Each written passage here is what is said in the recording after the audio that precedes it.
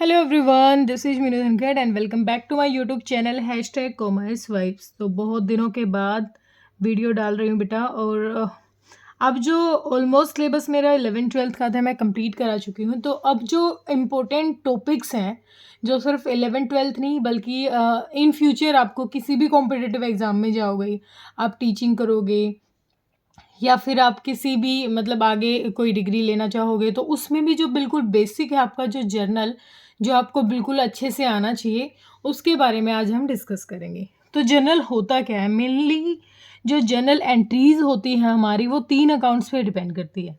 हमारे जो इसमें अकाउंट्स हम पढ़ने वाले हैं वो हमारे 3 जो मेन अकाउंट्स हैं, पर्सनल अकाउंट्स, हमारा रियल अकाउंट, हमारा नॉमिनल अकाउंट।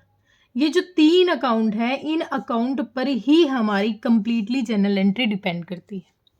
वैसे तो हमारी ट्रेडिशनल अप्रोच है, अमेरिकन अप्रोच है, इनके थ्रू हम करते हैं, लेकिन इन्हीं में अगर हमें जर्नल एंट्री पे काम करना है तो हमें उस चीज़ को छोड़ देना है कि कौन सी अप्रोच है कौन सी नहीं है। हम अकाउंट्स पे काम करेंगे, अकाउंट्स के रूल्स पे काम करेंगे, ठीक है।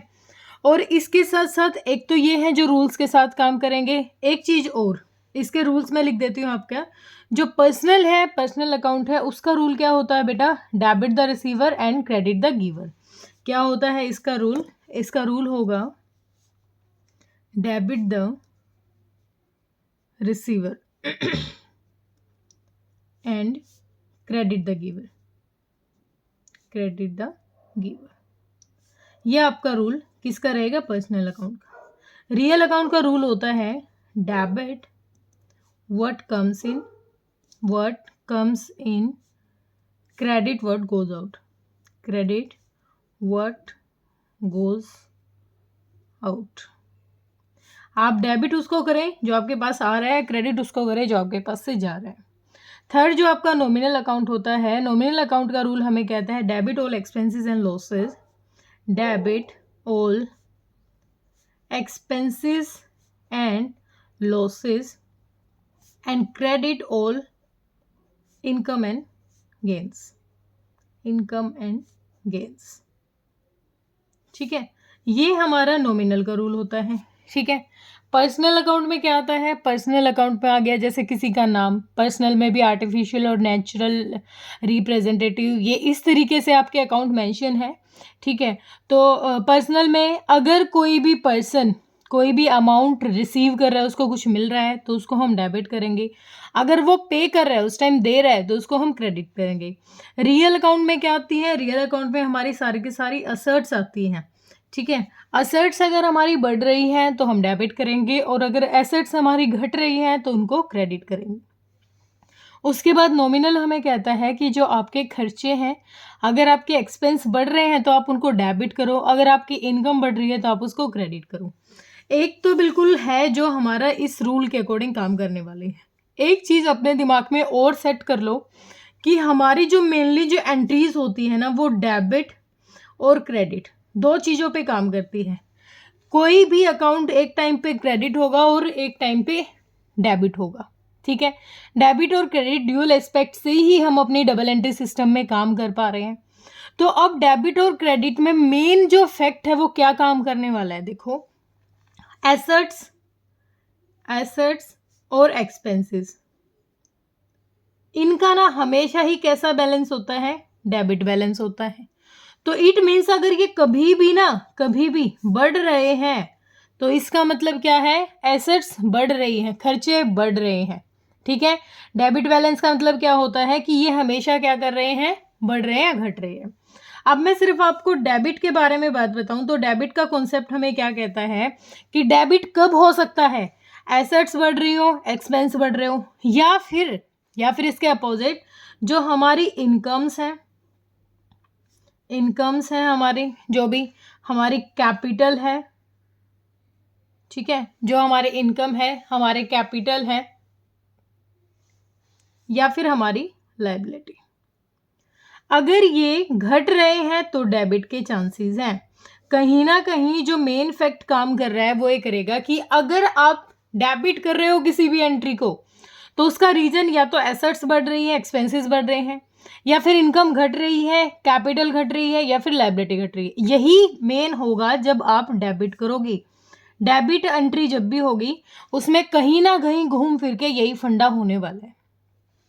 अब अगर हम क्रेडिट की बात करें कि क्रेडिट में क्या होगा भाई, अगर क्रेडिट आपको देखना है कि ये क्रेडिट किस वजह से हो रहा है, तो इसका मेन रीजन हमेशा क्या होगा, या तो आपकी असेट्स एक्सपेंसेस घट रहे हैं, या फिर आपकी इनकम कैपिटल और लायबिलिटी बढ़ रही है। यही मेन रीजन हो सकता है आपके क्रेडिट होने का। ठीक है, मतलब एक तो हमने देखा कि हमारे जो रूल्स हैं जनरल एंट्री करने के लिए जो रूल्स हैं, जिनको हमने 3 अलग अलग अकाउंट्स में अलग अलग से अकाउंट्स से सीखा है। जैसे मैंने बताया कि personal account debit the receiver credit the giver, real account debit what comes in credit what goes out, nominal account debit all expenses and losses and credit all incomes and gain. उसके साथ साथ एक fact आपका जो हमेशा काम करेगा, एक फैक्ट जो आपका हमेशा काम करने वाला है वो ये है कि देखो, एक चीज़ तो अपने दिमाग में सेट करके चलनी है। ये चीज़ आप अपने दिमाग में सेट कर लीजिए बच्चे, कोई भी इन फ्यूचर आपसे पूछे तो आपको हमेशा क्या बताना है, एसेट्स और एक्सपेंसेस का हमेशा ही ऑलवेज क्या होता है, डेबिट बैलेंस होता है। कैसा बैलेंस होता है, डेबिट बैलेंस होता है। और इसी के अपोजिट अगर मैं कहूं तो इनकम्स कैपिटल और लायबिलिटी का ऑलवेज क्रेडिट बैलेंस होता है। ठीक है, अगर आपको कोई कुछ ना भी बताए तो आपको क्या देखना है कि अगर इनमें से एसेट्स डेबिट है, इसका मतलब वो बढ़ रहा है क्योंकि उसका वो बैलेंस होता है। तो ये दिमाग में सेट करो कि एसेट और एक्सपेंस का क्या हो रहा है, हमेशा डेबिट बैलेंस होता है। इसका मतलब वो जब बढ़ेगा तो वो डेबिट होगा और वो घटेगी तो वो क्या होगी, क्रेडिट होगी। इसी के अपोजिट में इनकम कैपिटल लायबिलिटी, अगर वो किसी भी रीजन से क्रेडिट हो रही है, इसका मतलब उनका अमाउंट क्या कर रहा है, इंक्रीज कर रहा है। उनका अमाउंट क्या कर रहा है, इंक्रीज कर रहा है। और अगर ये बढ़ेगी घटेंगी तो ये क्या करेगा, डेबिट होगा। ठीक है, ये बात क्लियर है। उसके बाद जब भी हम जर्नल एंट्री करते हैं तो जो हमारा फॉर्मेट होता है 5 कॉलम्स का, सबसे पहले हमारी डेट रहती है, बार बार नहीं बताऊंगी बेटा। सेकंड हमारा पर्टिकुलर्स होता है। थर्ड हमारा एलएफ होता है, लेजर फोलियो। देन हमारा अमाउंट होता है, यहाँ पर डेबिट अमाउंट होता है। और फिर हमारा यहाँ पर क्रेडिट अमाउंट होता है। ठीक है, ये होगा। ये 5 कॉलम्स में हमारी जो क्या होने वाली है, जनरल एंट्रीज होने वाली है। यहाँ पर आप अमाउंट मेंशन करोगे डेबिट का और क्रेडिट का। जब आप जनरल करना शुरू करते हो तो आप यहाँ पर डेट मेंशन करोगे। जैसे आज की डेट जितनी भी है 21/1/24, यहाँ पर हमने डेट मेंशन की। उसके बाद कोई भी एंट्री करते हैं तो वो पहले यहाँ एंट्री करके यहाँ पर हमें डेबिट लिखना होगा कुछ स्पेस के बाद, और थोड़ा सा स्पेस यहाँ से देख के 2 और जो भी अकाउंट है उसका लिखना पड़ेगा। 2 हमेशा क्रेडिट वालों में लगेगा, डेबिट में नहीं लगेगा। ठीक है, अब तक तो हमने क्या किया, बेसिक चीजें देखी हैं। अब कुछ एंट्रीज के थ्रू मैं आपको बताती हूँ कैसे काम करेंगे। सबसे पहले हम एक एंट्री लेते हैं, कोई भी हमारी एंट्री है हमें पास जनरल करनी है। सबसे अगर पहले मैं मान लूँ कि ए कोई पर्सन है, उसने बिजनेस स्टार्ट किया है। ए कोई पर्सन है, वो अपना बिजनेस स्टार्ट कर रहा है। ठीक है, कोई भी ए पर्सन। हाँ, कई बच्चों के मैसेज भी आते हैं कि मैम किसी भी नाम के पीछे अकाउंट नहीं लगता और आप लगा देते हो। मैं इस बात के लिए एग्री हूँ कि किसी भी पर्सन के नाम के आगे हमें कुछ भी अकाउंट वगैरह नहीं लिखना। आगे डेबिट कर रहे हैं तो राम डेबिट, या फिर क्रेडिट कर रहे हैं तो टू श्याम, बस इतना लिख सकते हैं। लेकिन बेटा इसके साथ अगर मैं इस तरीके करके एस लगा देती हूँ तो मैं अकाउंट ही यूज करूंगी। डायरेक्ट नाम के साथ नहीं आता, लेकिन राम का अकाउंट ऐसे मैं लिख सकती हूँ। क्लियर है, तो इसमें कोई दिक्कत नहीं है। अब देखो, अगर बिजनेस स्टार्ट किया है, ए एक पर्सन है, उसने बिजनेस स्टार्ट किया, और जब उसने बिजनेस स्टार्ट किया है तो वो कैश लेके आया है। ए, जैसे मैं एग्जांपल ले रही हूँ, ए स्टार्टेड बिजनेस विद कैश। अब ए ने बिजनेस स्टार्ट किया कितने से, 50,000 से। ए क्या लेके आ रहा है, कैश। हमारे पास क्या आ रहा है, कैश। तो कैश अकाउंट क्या हो जाएगा, डेबिट कितना अमाउंट 50,000। किस फॉर्म में आ रहा है हमारे पास कैश? हमारे पास कैश आ रहा है टू कैपिटल अकाउंट। किस फॉर्म में आ रहा है? कैपिटल में। तो एक छोटी सी बात और यहाँ पर ना ऐसे करके आपको नरेशन लिखनी बहुत जरूरी है कि being cash brought in the business. ठीक है, इस तरीके से आप लिखोगे। नरेशन जरूरी है क्योंकि नरेशन नहीं लिखोगे तो आपके मार्क्स कटेंगे। इसको कहते हैं नरेशन। इसको आपको मेंशन करना हमेशा जरूरी होता है। अगर नहीं करोगे तो पक्की बात यह है कि आपके मार्क्स जाएंगे।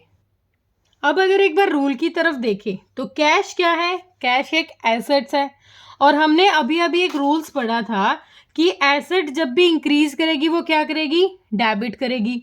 या फिर हम देख लेते हैं रियल अकाउंट में, देखते हैं डेबिट व्हाट कम्स इन। यहाँ पर कौन सा रूल फॉलो हो रहा है? यहाँ पर रूल फॉलो हो रहा है debit what comes in, what comes in. ठीक है, और कैपिटल अकाउंट क्या है? अब कैपिटल कौन है यहाँ पर? क्रेडिट द गिवर भी, ये वाला रूल भी देख सकते हो आप। या फिर अभी मैंने क्या पढ़ाया था कि जो हमारे रूल होता है कि अगर कैपिटल लायबिलिटी इनकम ये कभी भी इंक्रीज करेंगी तो वो ऑलवेज क्या होंगी? क्रेडिट। क्योंकि देखो बिजनेस में पैसा आ रहा है लेकिन साथ के साथ वो किस फॉर्म में आ रहा है? कैपिटल में आ रहा है। तो कैपिटल भी हमारी क्या करेगी? इंक्रीज करेगी। या फिर आप ऐसे लिख सकते हो क्योंकि कैपिटल कौन लेके आता है? ओनर लेके आता है, तो क्रेडिट द गिवर। तो यहाँ पर रूल हमारा दोनों फॉलो हो रहे हैं यहाँ पर। ठीक है, ये हमारी पहली एंट्री थी।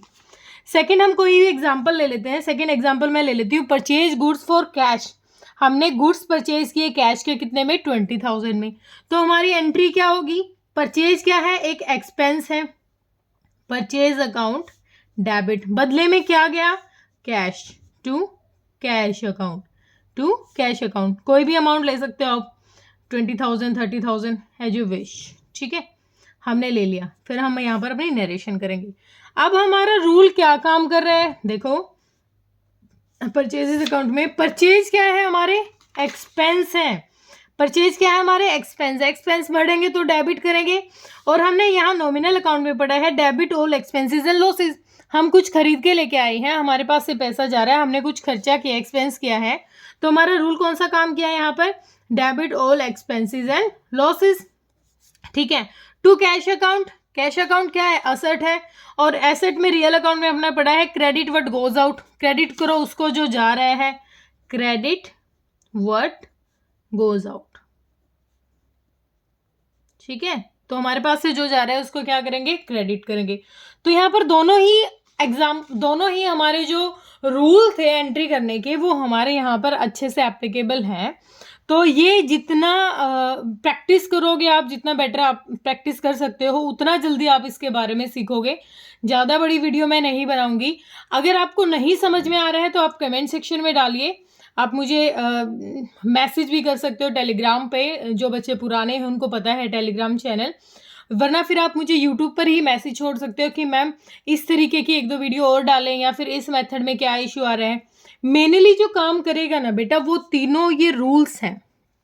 ठीक है, और इन फ्यूचर जो कभी भी दिमाग से ना निकालने वाली बात ये है कि assets expenses always debit balance, income capital liability always credit balance. अगर ये बढ़ेंगी तो इसका मतलब क्रेडिट है और घटेंगी तो इसका मतलब डेबिट है। इसी के अपोजिट में एसेट्स अगर बढ़ रही हैं तो डेबिट और घट रही है तो क्रेडिट है। ठीक है, आई थिंक क्लियर हुआ होगा। कोई दिक्कत परेशानी है तो आप कमेंट सेक्शन में डालिए बेटा। Thank you so much.